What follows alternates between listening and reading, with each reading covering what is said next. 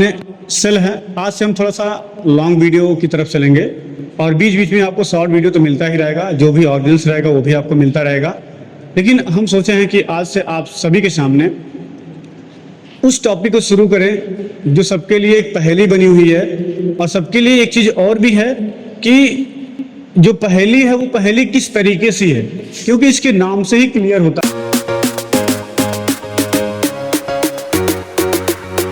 है कि इस पहेली को हम कैसे रिप्रेजेंट कर सकते हैं।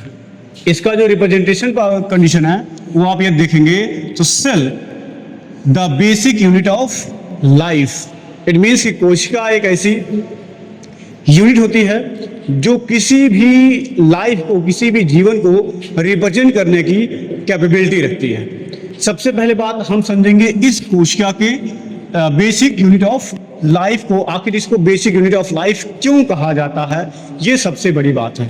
तो थोड़ा सा हम पीछे चलते हैं। सेल ये आपके सामने भी लिखा है और उस सेल की कैपेबिलिटी क्या है कि ये क्या करता है कि ये दो तरीके से अपने आप को रिप्रेजेंट करता है किसी भी लाइफ के लिए। पहला यूनिसेलुलर जो आपके सामने दिख रहा है, और दूसरा दिखाता है मल्टी सेलुलर। ठीक, पहला यूनिसेलुलर, दूसरा मल्टी सेलुलर। तीसरी सबसे बड़ी बात क्या है कि इसका जो द बेसिक ऑफ यूनिट्स क्यों कहा जा रहा है, मैं बार बार आपसे बोल रहा हूं, क्योंकि इसका जो डिफिनेशन है, डिफिनेशन ये दिखाता है structural and functional unit of life की बात ये करता है। ठीक, ये इसका डिफिनेशन हो गया।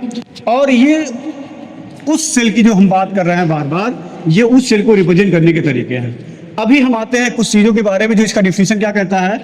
स्ट्रक्चरल है एंड फंक्शनल है। ठीक, अब स्ट्रक्चरल क्यों है और फंक्शनल कैसे है, यही इस बेसिक यूनिट ऑफ लाइफ का सबसे बड़ा कॉन्सेप्ट है। पहला क्लियर ये होता है। दूसरा क्लियरेशन ये दिखा रहा है ये चीज कि जो सेल है ये अपने आप में एक कॉन्सेप्ट है, ये अपने आप में एक कॉन्सेप्ट है। अब इस कॉन्सेप्ट को हम कैसे समझेंगे, ये कॉन्सेप्ट क्या है। हम किसी भी चीज को ये जानते हैं ये जो उस चीज को रिप्रेजेंट कर रहा है, इसका मतलब उसकी कैपेबिलिटी बहुत ही हाई है और उसको हर समय रिप्रेजेंट कर सकती है जब उसको उसकी आवश्यकता होती है। उसी तरीके से ये है इसका स्ट्रक्चरल फॉर्म। अब ये क्या क्या बनाता है ये हम आपको इस फिगर के माध्यम से समझाते हैं। ये सेल है, ये देखिए बैक्टीरिया का भी फॉर्मेशन करता है, यहाँ पे देख लेंगे आप।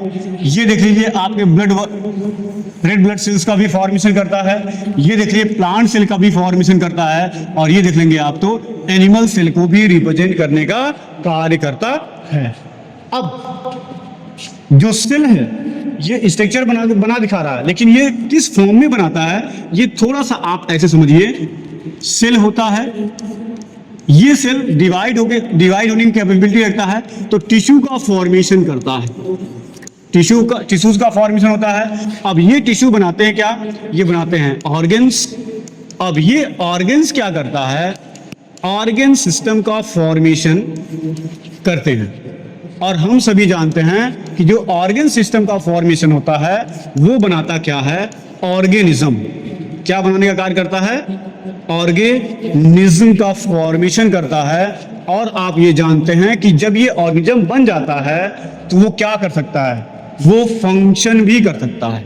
ठीक, जैसे हम सभी मूव करते हैं, सारे तरह की चीजों को हम लोग कर सकते हैं, उसी तरीके से ये मूव कर लेता है और फंक्शन करा लेता है। लेकिन बात इसके फंक्शनल लेवल की आ रही है कहाँ पर, इसके बेसिक यूनिट पे आ रही है।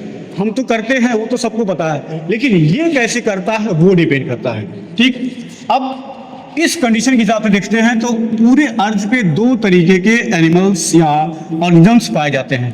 पहले आते हैं यूनिसेलुलर, ठीक, जिसको हम एक कोशिकीय के नाम से जानते हैं।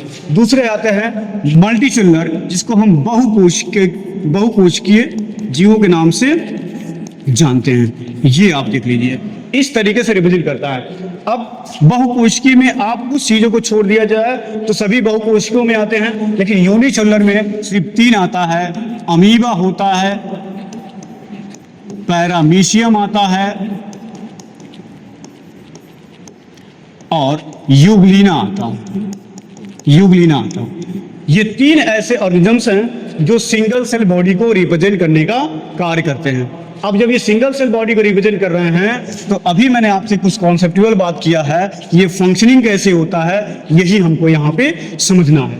अब फंक्शनिंग करने का रीजन क्या है, अब यहाँ पे आप देखिए अमीबा है, पैरामीशियम है और यूग्लिना है।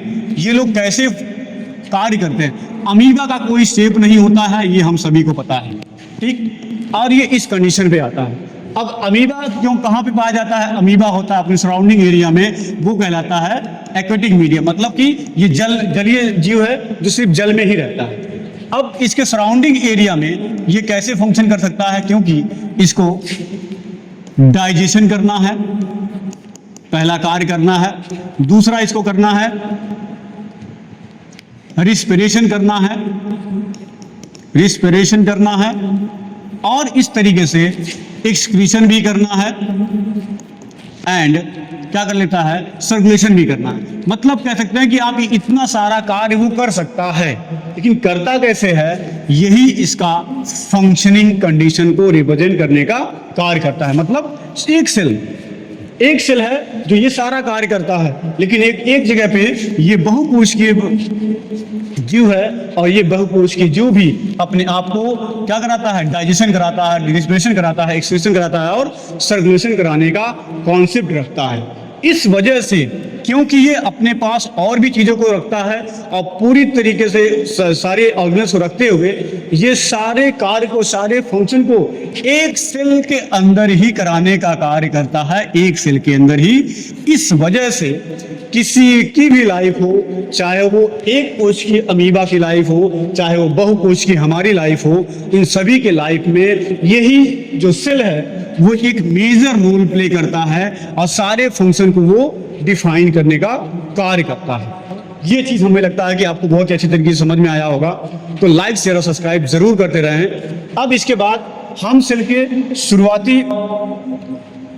शुरुआती कंडीशन की बात करते हैं। तो सेल को सबसे पहले डिस्कवर कब किया गया था, ये आप ध्यान दीजिए कि रॉबर्ट हुक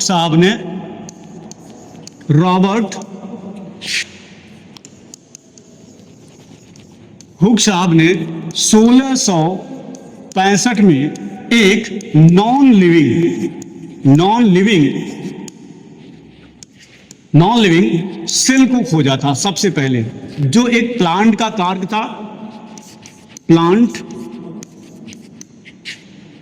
था, और इस प्लांट कार्य में उन्होंने देखा कि वो हनी कॉम्ब की तरह, किसकी तरह, हनी कॉम्ब की तरह उनको दिख रहा था। ये आप सभी को पता होगा या आप लोग देखे होंगे। तो हनी कॉम्ब कैसे दिखता है, वो इस तरीके से हनी कॉम्ब को रिप्रेजेंट किया जाता था, ये ऐसे ही दिखता है। और इसी तरह के स्ट्रक्चर को उन्होंने देखा था कि किस कंडीशन में, एकदम मृत कोशिका के रूप में। और यही मृत कोशिका को इन्होंने आइडेंटिफाई किया था किसके रूप में, रूम्स के रूप में। किसके रूप में, रूम्स के फॉर्म में इन्होंने कहा था, और इसी को बाद में कहा गया सेल। और सेल एक लैटिन वर्ड्स है जिसका मतलब होता है कोष्टक, और इस तरीके से ये सेल का जो बेसिक फॉर्म था वो सबसे पहले रिप्रेजेंट करने का कार्य किसने किया, रॉबर्ट हुक साहब ने किया था। उम्मीद करता हूं तो आपको समझ में आया होगा। लाइक शेयर और सब्सक्राइब जरूर करें। इससे आगे हम मिलते हैं अगले वीडियो में।